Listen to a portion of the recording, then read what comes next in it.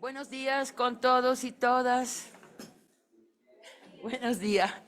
Un gusto verle hoy aquí en esta conferencia de Derecho y Sociedad. Quiero empezar saludando especialmente la familia de Adrián que nos acompaña hoy, sus papás y su esposa que están aquí con nosotros, acompañándonos. También un saludo especial a José Ramón, profesor invitado de la maestría y del doctorado. Y por supuesto a Ramiro y a todos y todas ustedes, como siempre, gracias por acompañarnos en esta conferencia en la que Adrián Albarracín nos hablará de su tema de tesis cuyo título es sobre el castigo, bases filosóficas para subvertir la selectividad penal. Adrián, tienes 20 minutos para exponer tu planteamiento de tesis y luego abriremos el debate. Adelante. Gracias. Y gracias. Muy buenos días con todas y todos. Es un honor para mí compartir este espacio con cada uno de ustedes. Un agradecimiento especial a la doctora Claudia Storini por la organización de estos eventos donde se puede construir pensamiento, que es lo más importante para nuestra América Latina. Al profesor Ramiro Ávila, al profesor José Ramón, a los compañeros y compañeras del doctorado, gracias por acompañarme, a los estudiantes de la maestría, y un cordial y especial saludo a mis padres, a mi esposa, que me acompañan el día de hoy, a mis amigos y caras conocidas que se han dado cita el día de hoy. Muchísimas gracias, me honran muchísimo. Bien, Giuseppe Bettiol decía que hablar de derecho penal, hablar sobre el castigo, es una buena excusa para hablar absolutamente de todo. Espero que no nos extendamos tanto con, creo, un tema que es de vital importancia para las sociedades. Bueno, hoy quisiera exponerles algunas ideas que tengo sobre la tesis doctoral. Bueno, todo empieza en el siglo XII, XIII, ¿no? Básicamente en el siglo XII y XIII reaparece el poder punitivo. Antes de aquello, lo que existía era una compensación. A alguien le rompían la cabeza, la persona iba a la iglesia, rezaba algunos Padres Nuestros y se compensaba.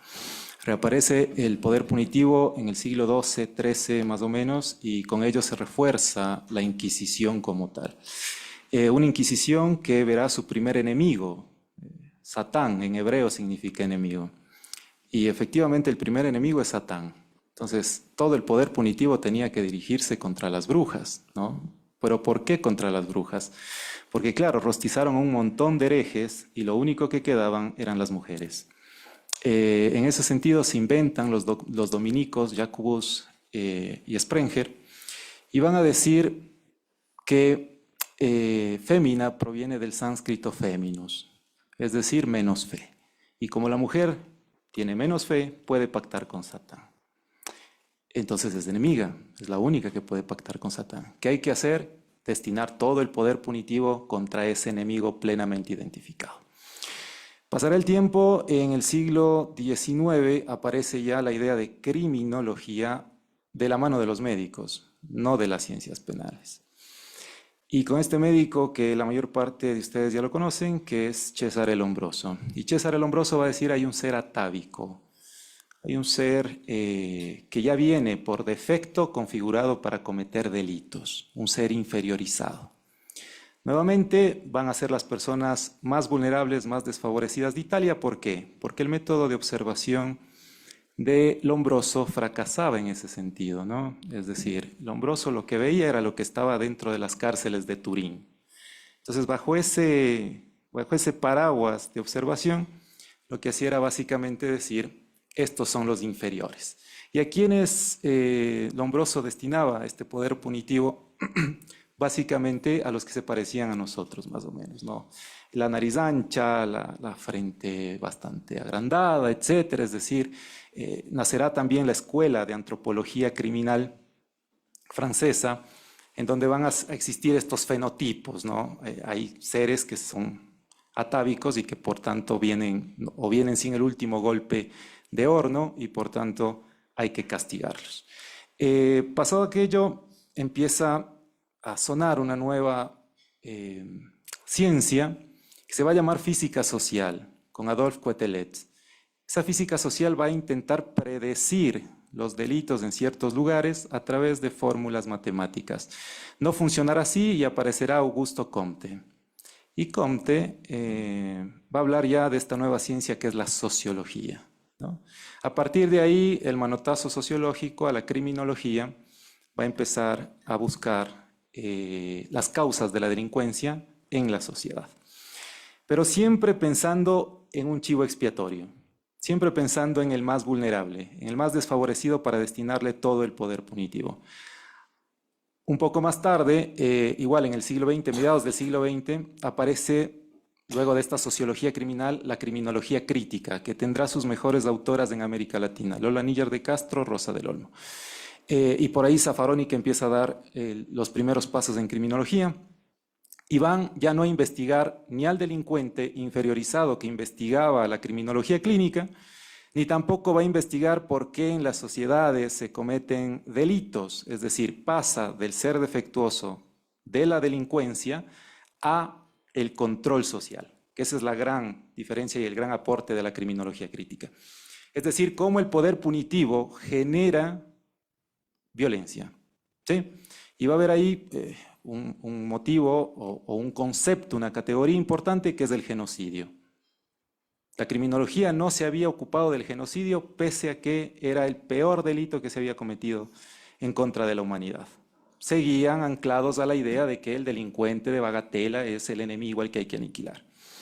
Entonces, esta criminología crítica descubre algo que está en el tema de la tesis, esta categoría, que es la selectividad penal.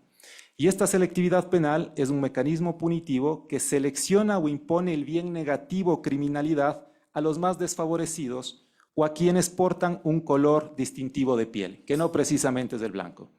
Podemos ingresar a cualquier cárcel en el mundo y vamos a ver un color distintivo de piel que puebla todas las cárceles, ¿sí? Siempre son los más desfavorecidos. Si vamos por datos, ¿no?, que es una parte que se ha investigado dentro de métodos sociológicos, el 61% de personas privadas de la libertad en el Ecuador son menores de 35 años. Luego, el 80% son de bajo capital socioeconómico, es decir, jóvenes empobrecidos. Eso es lo que tenemos dentro de las cárceles. Con todos los padecimientos que Síquez ya decía, ¿no?, que investigaba dentro de la prisión o con esta forma de prisionización. En la actualidad la cárcel lo único que es un depósito de seres humanos descartables. No hay rehabilitación, repersonalización, reeducación. Eso es una falacia. Entonces, la selectividad lo que hace es llevar el poder punitivo, dirigir, encauzar el poder punitivo hacia los más débiles de la población. Para conformar qué cosa en la actualidad, en este totalitarismo financiero. Una sociedad excluyente 80-20, 80% excluidos, 20% incluidos.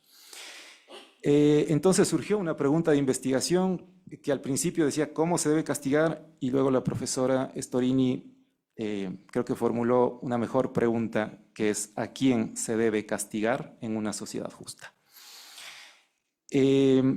Todo esto que les acabo de relatar se conforma a través de los medios de comunicación, ¿no?, que es otra cuestión que se va a analizar dentro de la tesis, sobre todo cuando en la actualidad la comunicación es pan invasiva, ¿no? Hay medios de manipulación de conducta dentro de lo que Han llama panóptico digital y que conforma la libertad como una nueva esclavitud. ¿A qué me refiero? Todos en este momento, bueno, algunos se encuentran en sus celulares y, no sé, scrolleando, viendo cualquier noticia, conformando el propio panóptico, ¿no?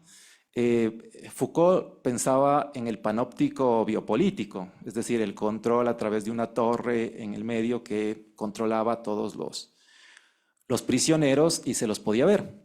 En la actualidad, nosotros nos creemos libres y básicamente aportamos a construir este panóptico digital. ¿Por qué? Porque en la actualidad el capitalismo ha cambiado, ¿no? El capitalismo no es un capitalismo productivo, sino un capitalismo de la vigilancia. Las emociones son las que se comercializan y una de las emociones importantes que tienen que ser investigadas dentro de la tesis es la venganza, sin lugar a dudas. ¿no? La venganza que se genera a través de la publicidad vindicativa de los medios de comunicación y sobre todo de las redes sociales. Nuevamente, se castiga a los más desfavorecidos. En redes sociales, ¿a quién se exige o contra quién se exige que se encauce el poder punitivo? Contra los más desfavorecidos. ¿Sí? Entonces, nuevamente, selectividad penal a través de los medios. Y los medios crean la cara mediática del delincuente. Eso sociológicamente también se ha demostrado, convirtiéndose en lo que yo denomino como una pena espectáculo. En la actualidad, bueno, Guy Debord en el siglo pasado ya investigaba esta cuestión acerca de la sociedad del espectáculo. Yo creo que existe una pena espectáculo. La pena no tiene ninguna finalidad, ni retributiva, ni preventiva, sino una finalidad de entretener, de emocionalizar, la emocionalización del proceso productivo.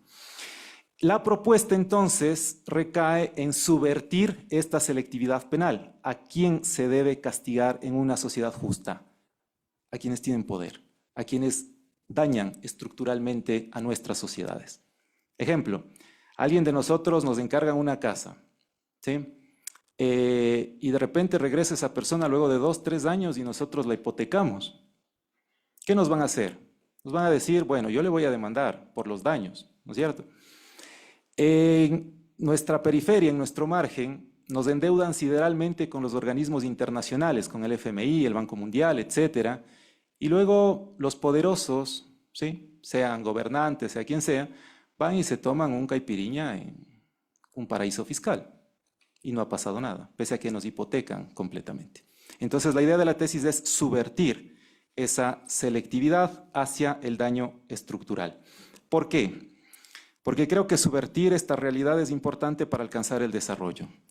En la metodología pensamos usar el método comparativo, por ejemplo, con países que castigan a las élites, sin duda Noruega, sin duda los países escandinavos, y tienen un mejor índice de desarrollo humano.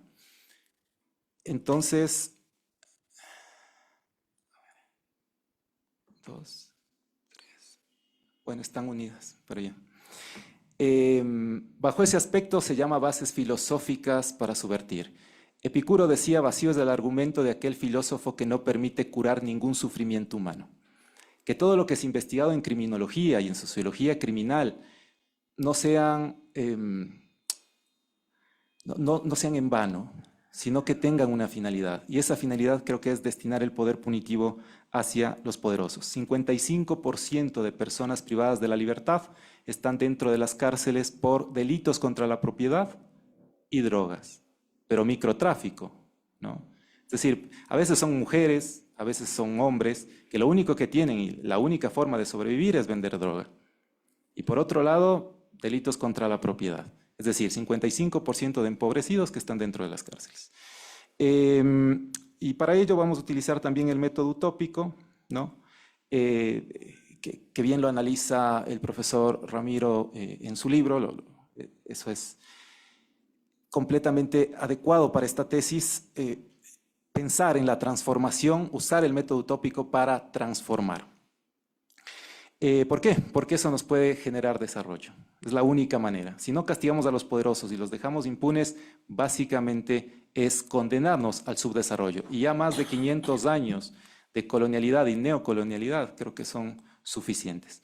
En cuanto al índice, me permito, ya para ir concluyendo, el capítulo primero, fundamentos filosóficos del castigo, la sinrazón del castigo, es decir, cómo el castigo se fue fundando, qué subyace debajo del castigo. No solo se castiga per se, sino hay unas razones que conforman ese castigo. Y en el capítulo segundo, lo racional como lo real en el castigo, ¿suena medio hegeliano? Sí. Hay que apartarnos de la filosofía europea, por supuesto, estoy de acuerdo, pero no hay que olvidarnos de la técnica. En el capítulo tercero, la criminología de la resistencia, que es una idea de Eugenio Raúl Zaffaroni. Pensar en una criminología del ser aquí, en cómo configurar el castigo para nuestro margen, y sabemos que el castigo no va a desaparecer, que el poder punitivo no va a desaparecer. Tendríamos que realizar un cambio civilizatorio para poder realizarlo, y eso no le compete a ningún criminólogo, penalista, ni tampoco a ningún abogado, sino eso ya tiene que ver con la decisión política. Y por tanto se plantea una criminología de la resistencia como táctica contra estos poderes salvajes, como los denomina Ferrajoli. Entonces, sin subvertir la realidad del poder punitivo no se puede alcanzar el desarrollo, porque básicamente nos ancla a la pobreza y a la exclusión perpetua. Muchísimas gracias por escucharme.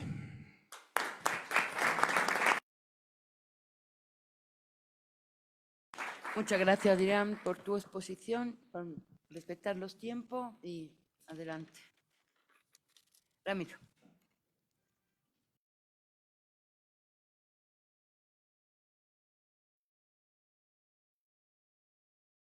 Hoy estás especialmente feliz entre José Ramón y Ramiro, es decir, hoy es tu día, hoy es tu día.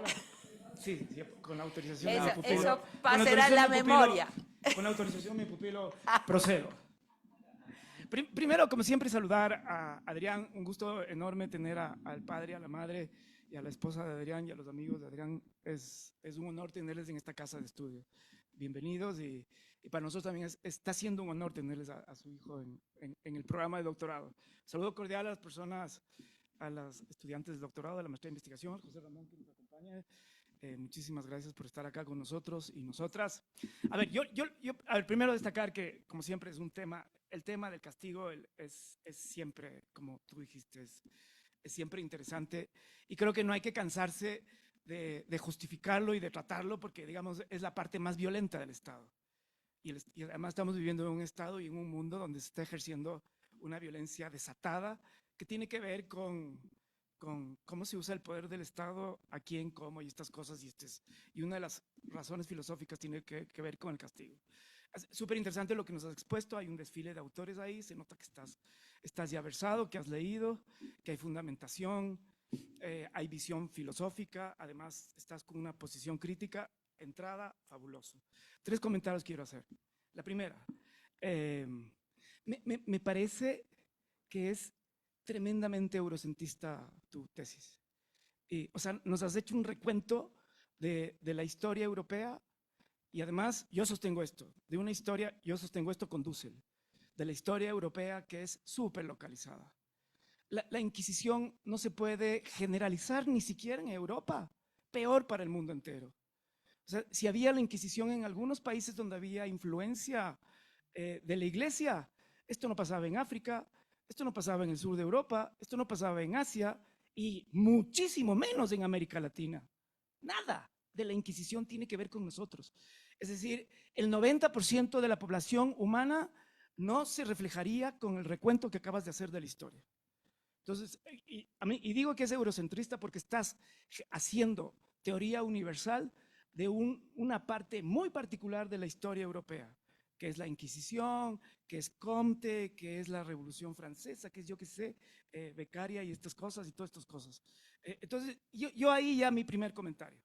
O sea, si vas a escribir una tesis, además doctoral, sí, de acuerdo, tener algo de Europa, pero no universalizarlo ni generalizarlo, porque eso no va con la historia. Y ahí, digamos, Dussel es el maestro, digamos, el que reescribe la historia desde el sur, y desde la filosofía es Dussel, y él te va a decir que estas cosas son localizadas y no son universales.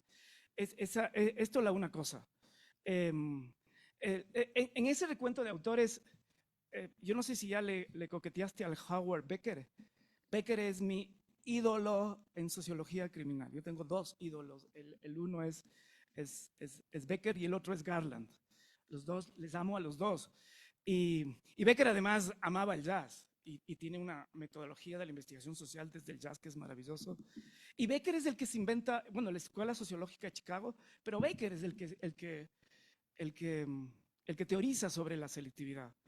Y ahí aparece todas estas cosas del delito de cuello blanco y de eso. Solo decirte que, digamos, tiene que estar Becker, si es que, incluso en ese recuento del norte global.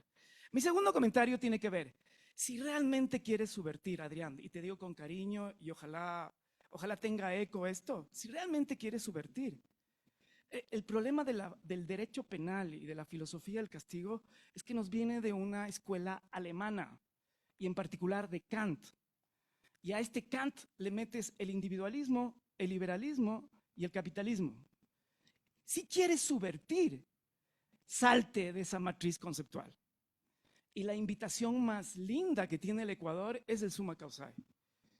Una de las cosas que sé que no voy a hacer en la vida porque estoy metido en los derechos de la naturaleza, pero una de las cosas que me encantaría a mí reflexionar es cuál sería la filosofía del castigo y la pena desde el summa causae. Fíjate que toda la doctrina, la dogmática nuestra viene de los teóricos españoles, y los teóricos españoles son unos copiadores de los alemanes, que en el fondo es Roxin y el otro es Jacobs. Todos, incluido Zaffaroni, está en esa lógica de criticar, comentar y lo que sea, pero estamos en esa matriz alemana. Y cuando yo solo invito, ándate a Alemania, a ver si te sientes en una cultura que se refleja lo latino y lo andino y lo mestizo que somos. No se refleja. Los alemanes, por ese imperativo kantiano, pudieron hacer unas masacres horrorosas en la Segunda Guerra Mundial. Nosotros tenemos tradición de irrespeto a la ley. Ese imperativo kantiano de respetar la ley por la que Eggman pudo conducir unos trenes que iban a… Digamos, en América Latina no hubiera funcionado. No nos va, y esa es la filosofía del derecho penal. Y esta es la lógica del individuo, el hecho apartado de la cultura, no sé qué. Entonces, ¿cómo sería? Entonces, yo estoy de acuerdo con Claudia de que sí, la pregunta de a quién castigar es súper buena en la lógica del sistema del norte global, pero a esa yo le añadiría el cómo y por qué castigar. Y en el cómo y por qué castigar, si quieres realmente subvertir, hay que mirar a nuestros pueblos indígenas. Ahí está la subversión. ¿Cómo sería el castigo? ¿Cómo sería un código penal desde la lógica de summa causae? Puta. Yo te juro que ahí sí ya me muero con eutanasia feliz de la vida. O sea, si haces esa tesis, si es que realmente, porque siento que eres crítico, siento que tienes una perspectiva, pero si quieres subvertir, subvierte desde la base filosófica, salte de Kant y entra al summa causae. Y ahí vas a ver que el derecho… Y aquí hay prácticas en todos los pueblos de América Latina. Y ayer justo le estaba leyendo al Déscola y acabé de leer uno de Viveiros de Castro, dos antropólogos. Y a mí me interesa también estas cosas del castigo. Y tú vas a ver que ahí hay unas formas milenarias de reaccionar frente a las infracciones que son maravillosas. Entonces, por Dios, recuperemos nuestro lado mestizo desde el lado indígena para subvertir al derecho penal. Puta, eso hay. Y ahí vas a ver que la crítica de la selectividad sigue siendo importante. Porque seguramente hay selectividad en la justicia indígena también, seguro.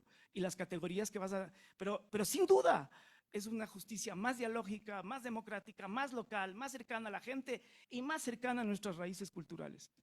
Y la última cosa, el último comentario, bueno, ya sabes, doy clase de esta cosa, entonces obviamente estaba esperando la vaina metodológica. Me hizo falta la parte metodológica porque creo que la tesis da para volar en lo metodológico por el tiempo ya. Ya algo hablamos de esto y quería ver si es que había alguna resonancia de los comentarios de ayer. Pero nada, de ahí felicitarte, hermano. No, de ahí felicitarte y maravilloso que estés en esto. Gracias, Clau. No, gracias, profesor. Siempre sus comentarios son bienvenidos. Tal vez no recuerden, en el 2018 elaboramos una tesis, antes de que usted sea juez constitucional, sobre psicopolítica y sistema penal. Quizá no